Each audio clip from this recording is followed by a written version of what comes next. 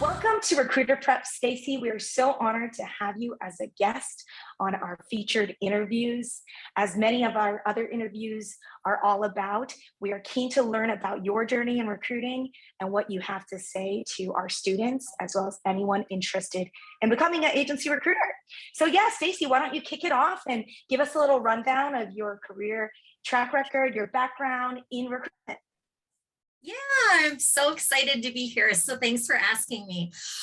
So my journey is a little bit different than most of the people that I've encountered that have been really successful in this business. So when I came out of school, I got into real estate and property management.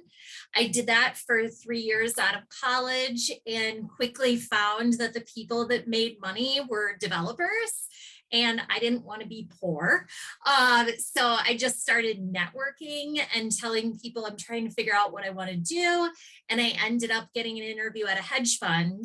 And at the time, I didn't even know what a hedge fund was. I had to Google what it was. This was before the financial crisis.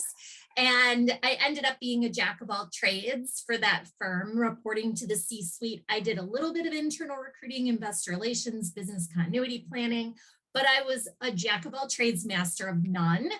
But fortunately, the person that I reported to at that hedge fund, so a shout out to Jackie Dar, my old boss. People in Milwaukee would likely know her. She's really well known and respected. She had worked in search earlier in her career. And she was like, I think that you could be a headhunter. Because a lot of what I did at the hedge fund was figuring people out, trying to, bridge the gap in communication. And so I just started networking and learning about the business. And this is when I was 30. So I interviewed for like a year trying to find the right spot. And on the same day, I got an offer from Kohl's Corporate doing a real estate type job, which I knew I could do. More money, Fortune 500 company at the time, super path of least resistance, or I had an offer that was like 10 grand less, high failure rate, recruiting for accounting and finance professionals, which at the time I probably knew just the people that I had worked with at the hedge fund, no one else in that area. And then I went and I said, you know what? If I don't try it, I'll never know. So I'm just going to give it a shot because I can always go back to real estate or property management. And I've been here ever since. So that was 2010 when I got into the business. Awesome.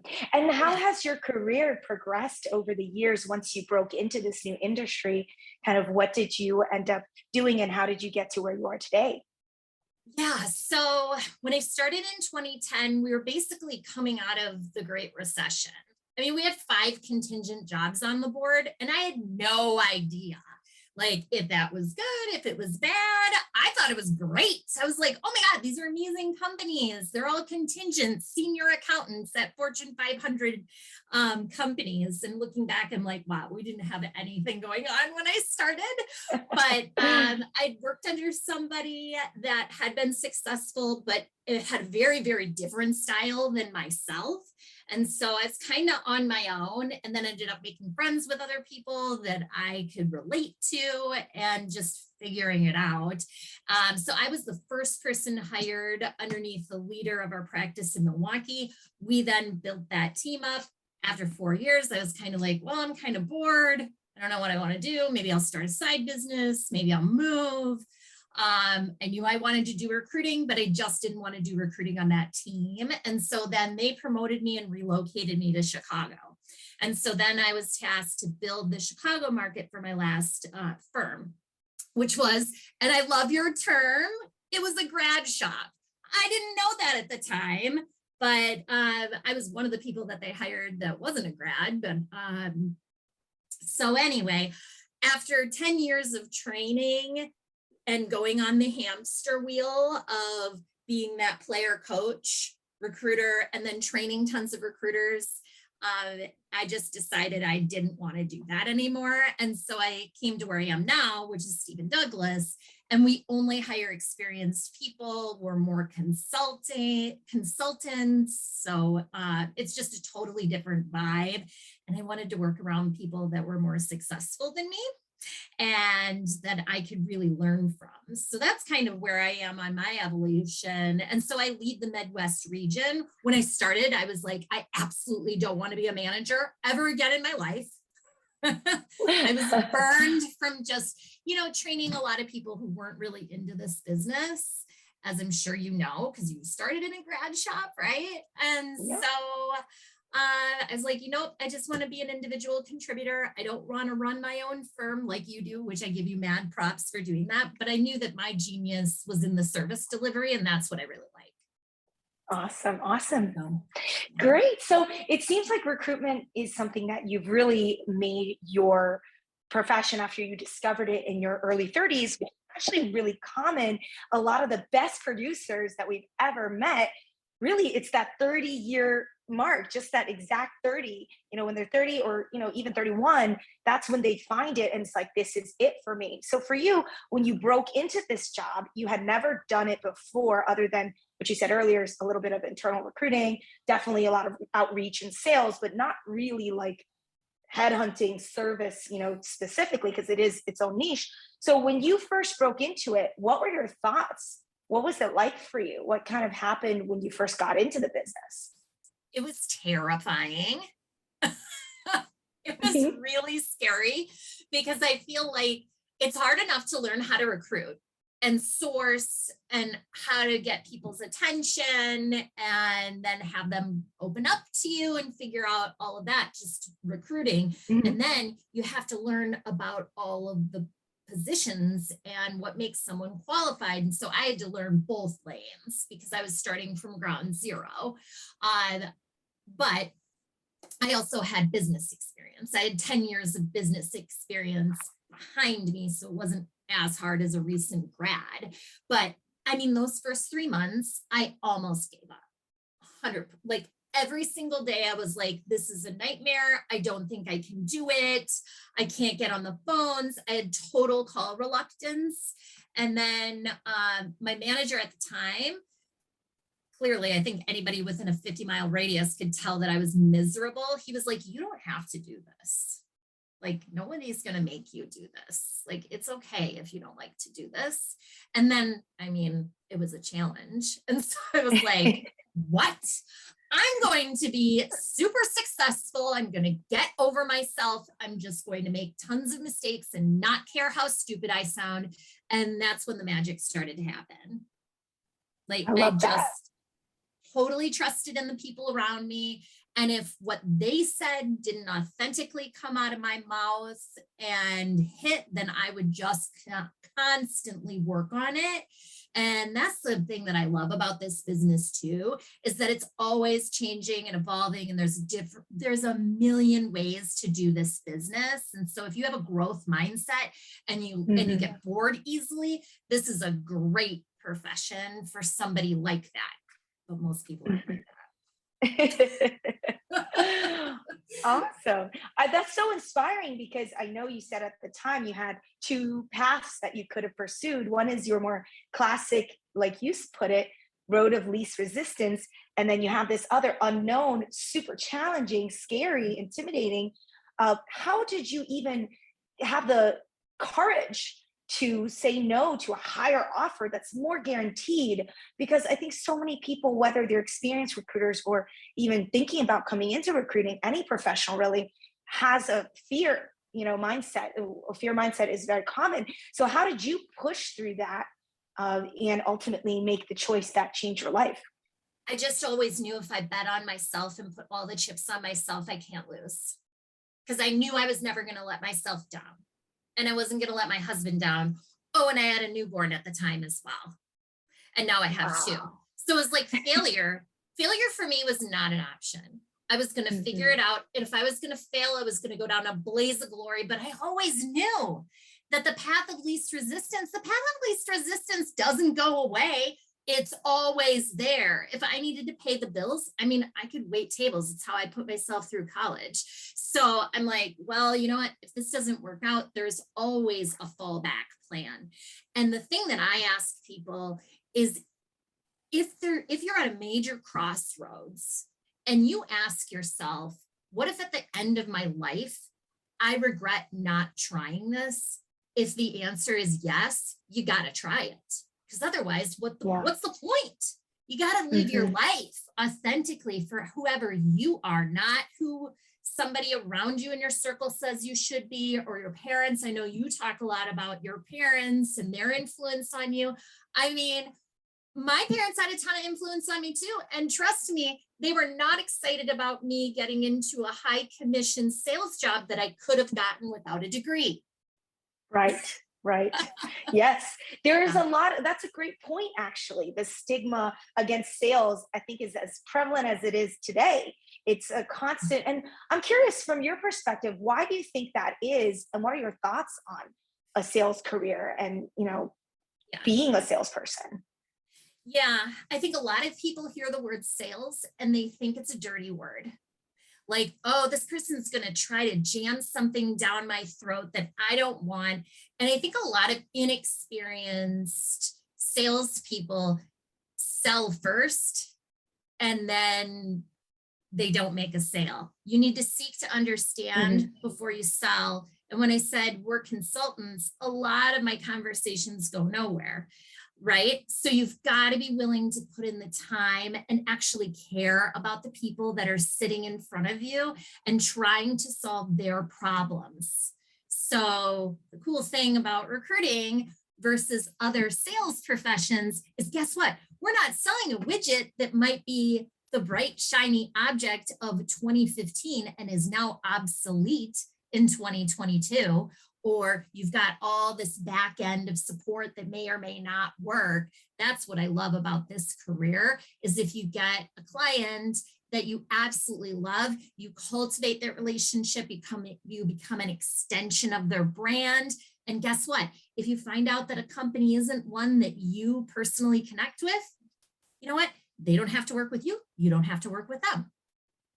Right. So it's beautiful, and it's the same on the candidate side too. But if you're really focused on solving problems and you're a student of the business, like, the possibilities to really change people's lives for better and the possibility to completely change the trajectory of a team is just so impactful. And, not to sound cheesy or something, but that's why I'm so excited about this business, because you really do impact people's lives.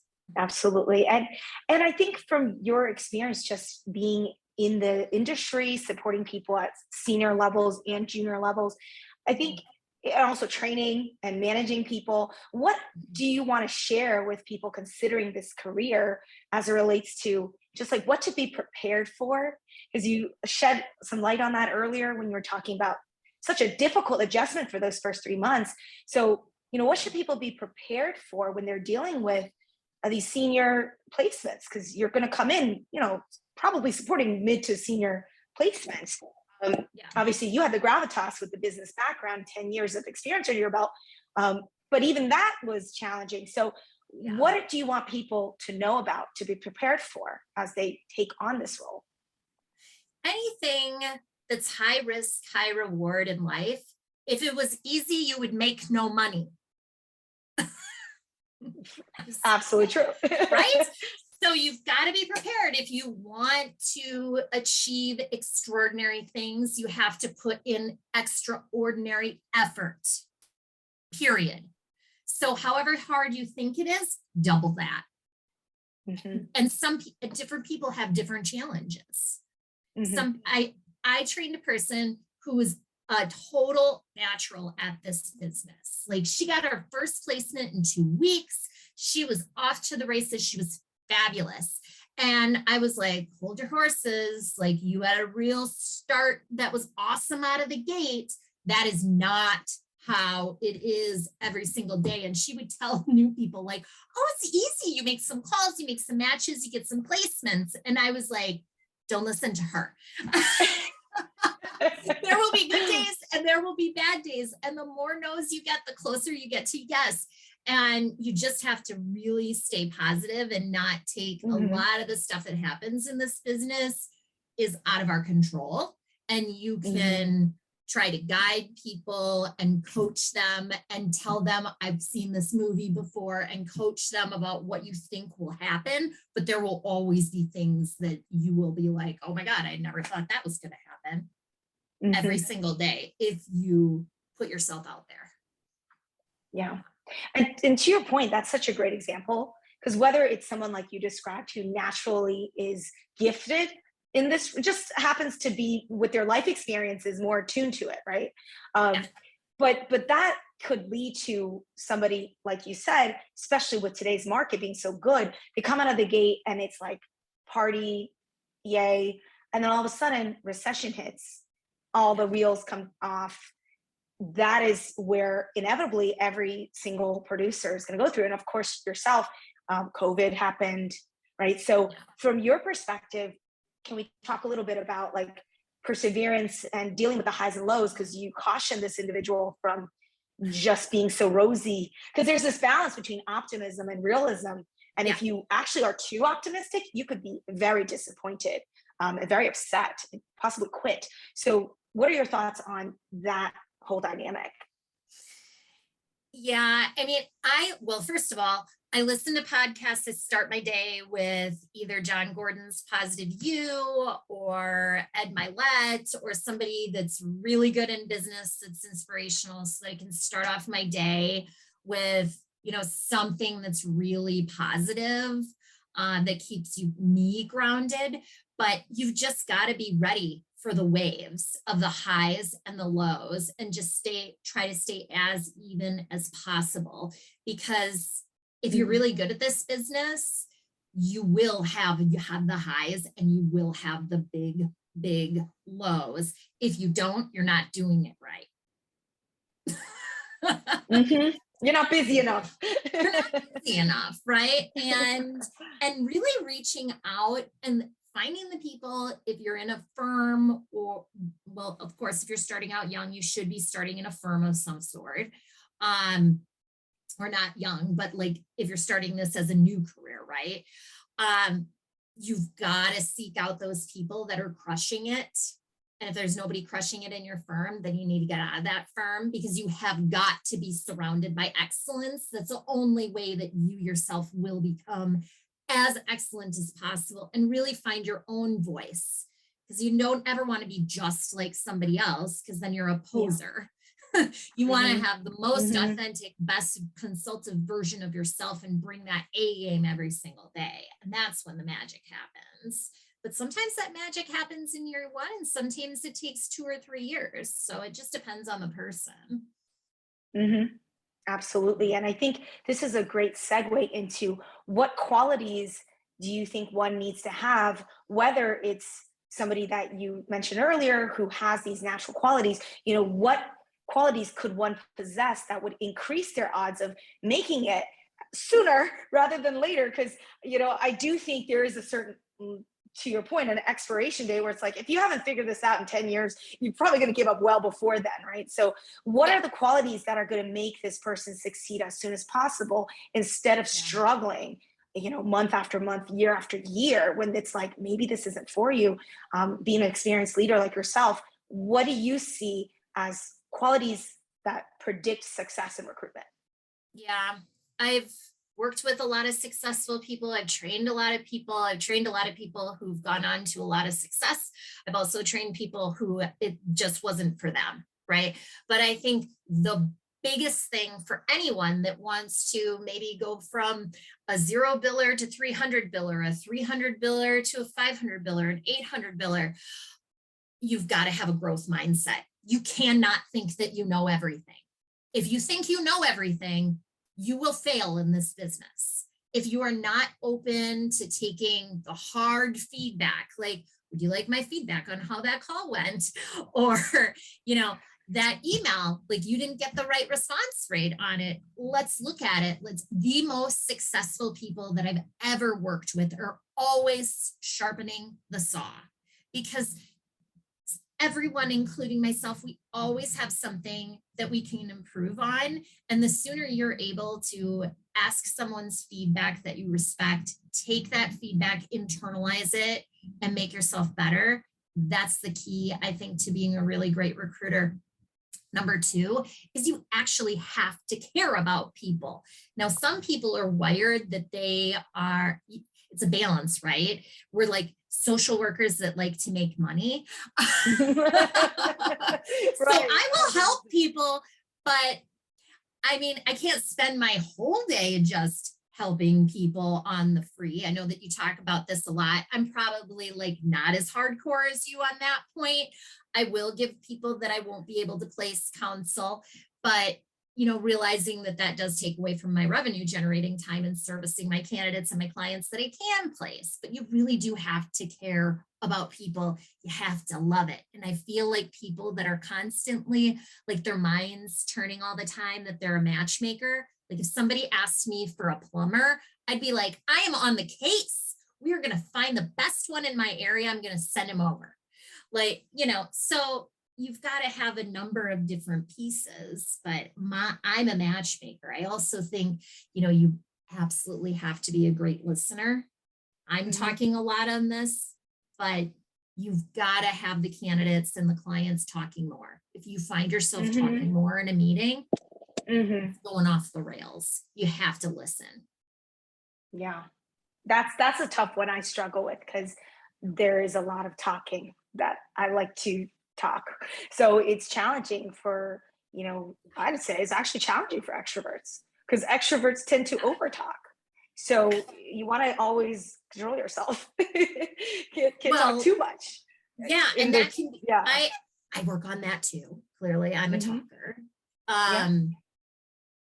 And it's real easy for someone like us that has a big personality that people like to be around. Like I'll tell somebody who's a little bit more passive, here's what I think you should do. And like, I'll go on and then they'll nod and be like, okay, they'll agree with me. And then it'll blow up because they're afraid to tell me no. Being extremely persuasive in this business can be a good thing, but it's also a double-edged sword. Like if people feel like, oh, okay, I don't want to tell her no, that can work against you because they're ultimately going to do what they want to do. Yeah. Yeah. I think that's something a lot of junior recruiters find out the hard way when they get into the business because they think everybody's actually on the same page and they're very naive and hopeful in that sense. Oh, they told me this, so they must mean it. And then you realize, due to people pleasing or whatever, people are not going to tell you the truth all the time. And it doesn't mean they're bad people, it just means this is part of being a recruiter. It's a big adjustment that you have to kind of start QCing what people are saying to you. But what are some other things that you think really junior recruiters or entry-level recruiters need to know before, as a last note, before anything, before they start their job, before even committing to becoming a recruiter that you definitely think the industry wants them to know, and that is really important for their likelihood of success and mental health potentially? This can go for any industry. If you want to be at the top of your game and you aspire to be at the top of your game, you're going to have to work harder, longer, and smarter than everyone around you. And I think that's true in almost every business. I think that a lot of people in recruiting give up right before the breakthrough. So you've got it when you want to really stop. And that's when most people stop. If you keep pushing, I'm a big fan of Ed Milet, and he just came out with a new book that's entitled One More. Like you've got to just make one more call, one more rejection, like one more, just keep doing it. And this job sucks until it doesn't suck anymore. And then you become an expert. And now my phone rings more inbound than it does outbound. But guess what? It took me like 6 years to get there. So what people see is the awesomeness of what this job can be, but they're not seeing the foundation of all the work that I put in and everybody at our level puts in to get where we are. And that's the same for every industry. Like there's really no shortcuts. And as you've progressed your career, how have you seen that workload change? Because of course, as you become a professional headhunter and really an expert, you're probably not having to work as much as you had to those first 6 to 12 months. So how does the lifestyle change as you progress through your own seniority in the career? Yeah, part of the reason that I really like this career is because I am not a cubicle person. I like to be out around in the world. I like to go driving places. I love a plant tour. I like to meet people for coffee all around. Do I work a lot less? What I'll tell you is I'm a mom. My husband has a big job. I have a big job. It's all about setting boundaries. You have to be very clear with yourself.